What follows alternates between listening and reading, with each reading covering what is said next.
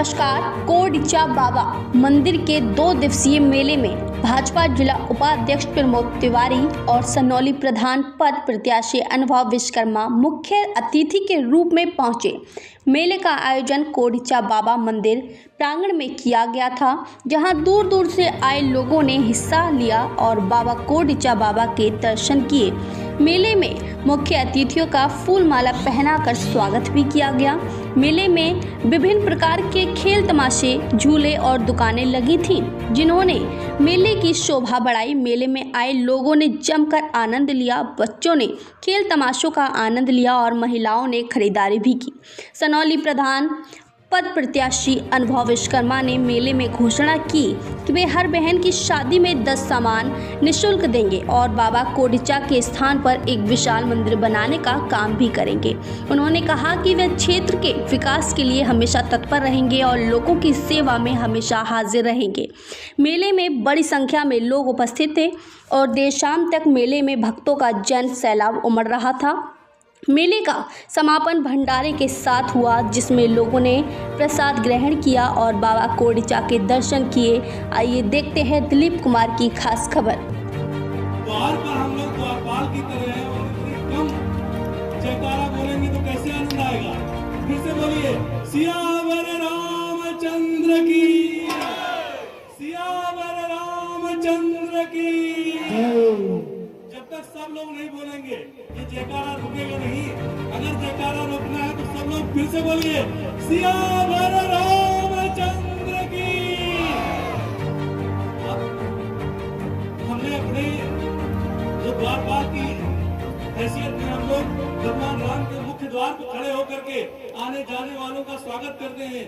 अब यह एहसास पूरा हो गया है कि हम लोग वाकई हनुमान जी के और भगवान राम के इस द्वार पर खड़े होकर के इस सनौली ग्राम सभा में भगवान के दिव्य झांकी हमारे बीच में है।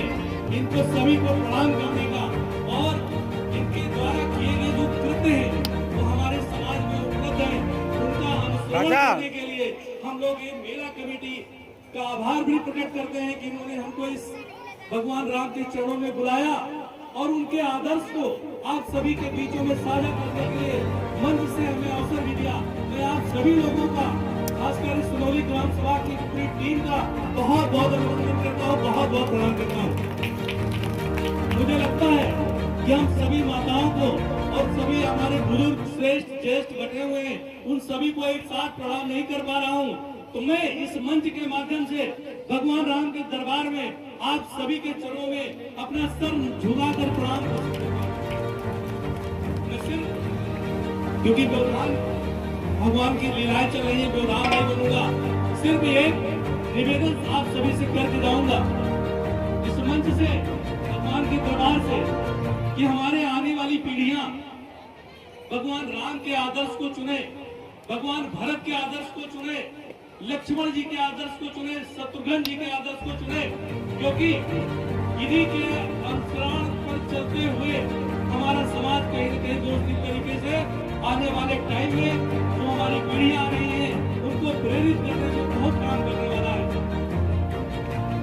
इस बीच का कालखंड जो रहा हमारे समाज को बहुत दूषित कर गया, हमारे इतिहास को बदल दिया। लेकिन भगवान राम के चरित्र का अनुश्रवण अगर हम करते हैं, कहते हैं कि भगवान 14 वर्ष तो वनवास में रहे, लेकिन असली वनवास तो उनके भाई भरत ने काटा। 14 वर्ष अगर भगवान राम वहां चटाई पर सो रहे थे, तो भरत यहाँ अयोध्या में राजा होते हुए भी भगवान राम की तरह चटाई पर सो रहे थे। भगवान फल फूल कंद मूल खा रहे थे तो भरत भी यहाँ खा रहे थे। ये हमारे भाई भाई के प्रेम का इससे जीता ज्यादा उदाहरण शायद समाज में नहीं, इसी ग्रंथ में शायद हुए। मित्रों, मैं आप सभी से एक आग्रह करते हुए अपनी बात को विराम करना चाहता हूँ कि हम अगर समाज में अच्छी व्यवस्था को कायम रखना चाहते हैं तो हमको भगवान राम और भरत का भाईचारा भी कायम रखना पड़ेगा। समाज को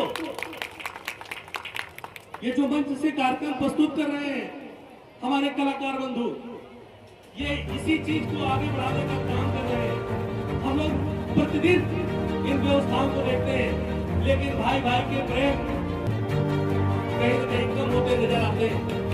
समाज में इन सब चीजों की इसीलिए आवश्यकता है, और शायद ये कभी मुझे न दिखी होती तो मैं आपके बीच में बात रखता भी नहीं। मैं माताओं बहनों से कहना चाहता हूं कि अगर हम अपने बच्चे को, अपनी बेटी को एक वक्त तक खाना नहीं दे पाए तो चल जाएगा, लेकिन अगर संस्कार विहीन हो गई हमारी बेटियां तो समाज भ्रष्ट होने से कोई रोक नहीं पाएगा। आप कुछ भी करना, लेकिन अपनी बेटियों को समाज में फैली कुरीतियों को जरूर जागरूक करना। हमारा ये भी निवेदन है कि आप अपने घर में अपनी बेटियों की झांसी की रानी की कथाएं सुनाना। वर्तमान समाज में अगर दिखाना है तो हमारी बेटियां आजकल जो फाइटर प्लेन भी उड़ा रही हैं और जो बेटियों की तरफ बुरी नजर डाल रहा उनका सीधे सीधे एनकाउंटर भी कर रही है। ऐसी बेटियों की शिक्षा देने का काम करना। मैं आप सभी के चरणों में बहुत बहुत प्रणाम करते हुए, क्योंकि मंच की गरिमा है, हमें मंच की तरफ से आप सभी की तरफ से 2 मिनट बोलने का अवसर मिला। मैं हमेशा आप सभी का आभारी रहूंगा। बहुत बहुत प्रणाम, बहुत बहुत धन्यवाद।